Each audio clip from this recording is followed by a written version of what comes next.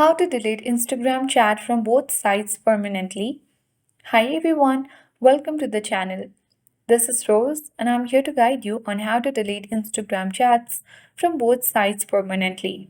Watch the video till the end, and without further ado, let's dive right into the video. First of all, launch Instagram app on your device.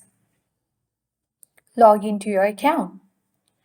Tap Messenger icon at top right corner of the screen.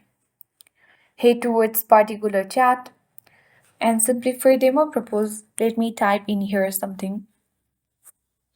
And in order to delete this message or chat from both sides, tap and hold the message. Now tap on send button. Tap on send. So on sending will remove the message for everyone.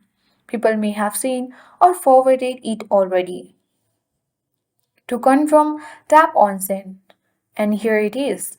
You have successfully deleted a chat from both sides permanently on Instagram. I hope this guide was helpful.